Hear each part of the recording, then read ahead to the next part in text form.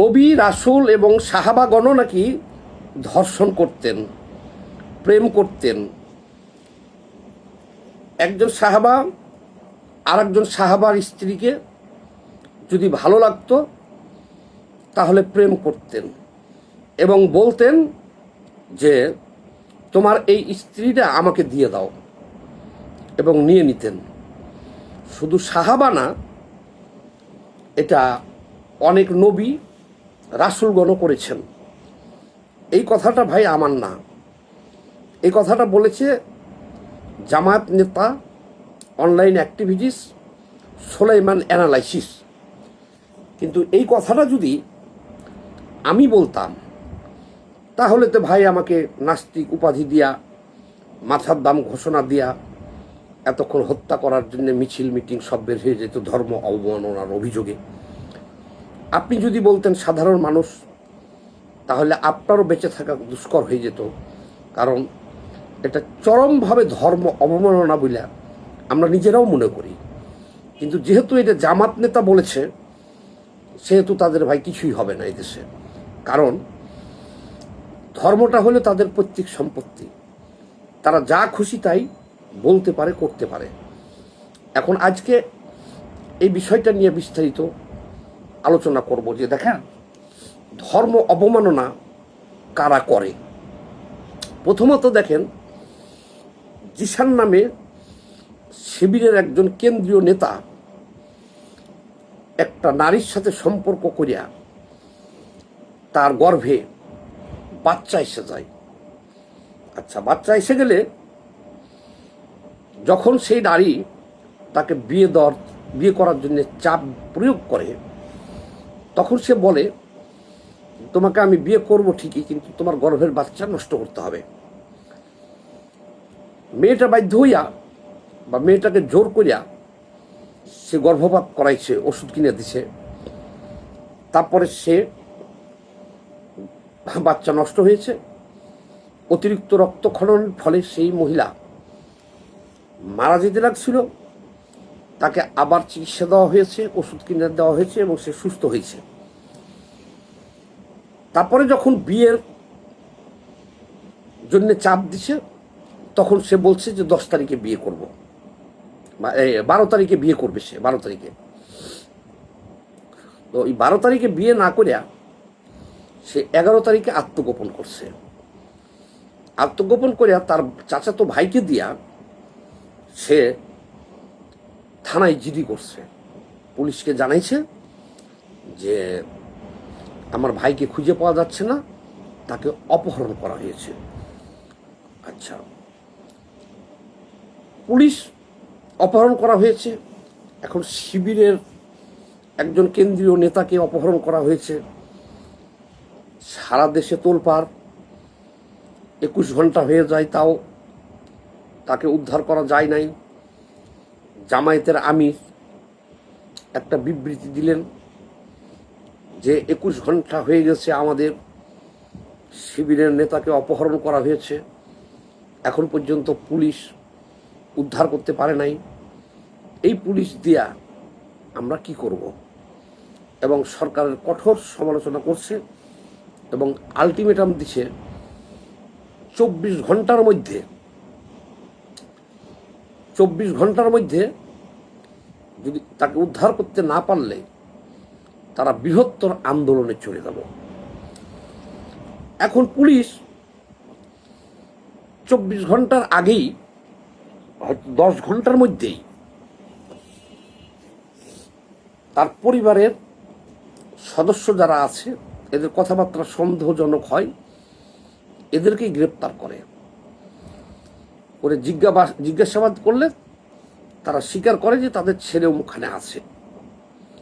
যাই হোক, পুলিশ যখন জেনে যায় যে এর নিজে আত্মগোপনে মুখখানে আছে, তখন সেই জিসান তাড়াতাড়ি করে জামা কাপড় খুলে রেলওয়ের স্টেশনে যে শুয়ে অজ্ঞান হয়ে শুয়ে রয়েছে, এরকম একটা ভাব করে যে তাকে অপহরণ করা হয়েছিল, তারা ফেলে দিয়ে গেছে। ওখান থেকে তাকে উদ্ধার করে যখন জিজ্ঞাসাবাদ করছে পুলিশ, তখন সে স্বীকার করছে এবং সে নিজেই এই পুরা ঘটনাটা বলছে, সব স্বীকার করছে। মেয়েটা যে অভিযোগ করছিল সব সত্য। এখন সেই জিসান পুলিশের হেফাজতে আছে।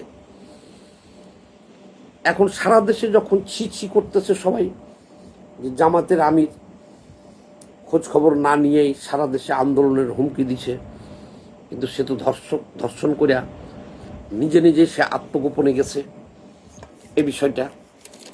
তখন নিজে নিজেই সে আত্মগোপনে গেছে, এটা তো একটা বিশাল খারাপ বিষয় হয়ে গেল, বিষয়টা খারাপ। তখন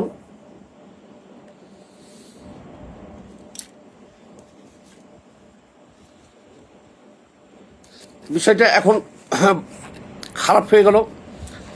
আচ্ছা, এবার দেখেন সেই জামাত নেতা সোলেমান অ্যানালাইসিস একটা ফতোয়া অনলাইনে দিয়ে বসলেন।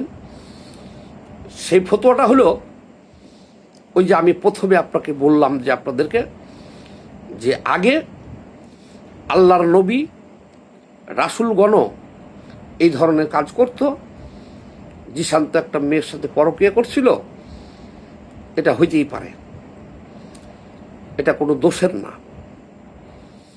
আবার সংসদে জামায়াতের একজন এমপি সংসদে দাঁড়ায় বলছে যে সামান্য একটু কি করছে না করছে এর জন্য সারা দেশে এত হইচইয়ের কি আছে, এটাও তারা বলছে। এখন দেখেন অবস্থাটা, এই ধৃষ্টতাপূর্ণ আল্লাহ রসুল নবী এদেরকে নিয়ে যদি আমরা কেউ সাধারণ মানুষ এটি বলতাম, তাহলে কি সেই ব্যক্তিটা মনে করছেন আপনি যে বেঁচে থাকতে পারতো? বেঁচে থাকতে পারতো না।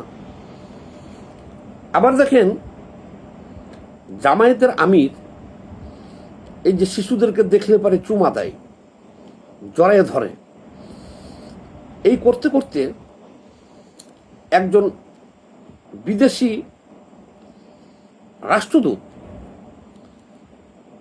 রাষ্ট্রদূতকে এক পিছন দিয়ে জড়ায়ে ধরছে।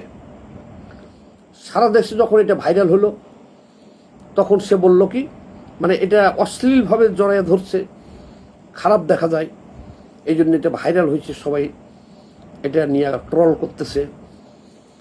তখন সে বলছে যে এটা আল্লাহ রাসূলরাও করত। আমি আশ্চর্য হয়ে যাই, জামাতিরা এই ধরনের কাণ্ড কারখানা করিয়া, ধর্ষণ করিয়া, পেট বাজাইয়া দিয়া, তারপরেও বলে যে এটা আল্লাহ রাসূলরা করত, সাহাবাগান করত। আবার ওই সোলেমান অ্যানালাইসিস দেখলাম, এটি বলার পরে ক্ষমাও চাইছে। কারণ ভাই এটা তো ক্ষমার অযোগ্য অপরাধ। জামাতের আমির যেগুলো করে, ছোট ছোট শিশুকে ধরে বা মানুষকে ধরে যেভাবে চুমাচাটি করে, এটা সামাজিকভাবে খারাপ দেখা যায়, সেই কারণে মানুষ সমালোচনা করে। তাই কি এটা আল্লাহ রাসূল করতো এই কথা বলা যাবে? এটা কিন্তু তারা দেখেন বলে। অথচ আমি একটা সাধারণ মানুষ, দেখেন আমি দাড়ি নিয়ে একটা বিপদে পড়ছিলাম। জামাতি একজন মোল্লা আছে আমেরিকাতে, সে দেখবেন ইউটিউবে উনি ভিডিও করে করে করে ছাড়ে। তো আমাকে নিয়ে একটা ভিডিও করছিল, সে নাস্তিক টাস্তিক এটা সেটা আজে বাজে কথা বলে একটা ভিডিও করছে। তো আমি একটা সেই ভিডিওর জবাবে পাল্টা ভিডিও করছিলাম। সেইখানে আমি তাকে বলছিলাম যে মুখে দাড়ি রেখা, মাথায় টুপি দিয়া এই ধরনের ভণ্ডামি করেন মিয়া,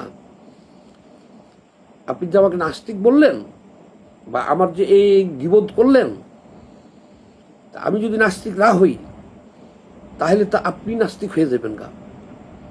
আমি কি বলছি যে আমি নাস্তিক? কেউ যদি স্বীকার না করে যে আমি নাস্তিক না, সে যদি মুসলমান হয়, সে যদি আস্তিক হয়, আল্লাহ রাসূল বিশ্বাসী হয়, তাহলে আপনি যে মুখে দাঁড়িয়ে রেখে টুপি দিয়া এগুলো করেন, এইটুক বলার জন্যে যত বট বাহিনী আছে আর জামাতি আছে সবাই ভাই ভিডিও করে ছাড়া শুরু করলো 2 বছর আগে যে আমি রাসূলের দাড়ি নিয়ে কটাক্ষ করছি।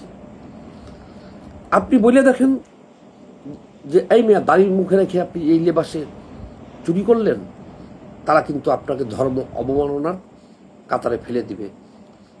তাদের মুখের দাড়িকে তারা বলবে, তাদের দাড়ি নিয়ে যদি কিছু বলেন, এটা স্বাভাবিক, একজন লোক তো বলবেই যে সুন্নতি লেবাস। সবাই তো মনে করি মুখে যাদের দাঁড়িয়ে মাথায় টুপি, সুন্নতি লেবাস, পায়জামা পাঞ্জাবি পরা, এরা ভালো লোক।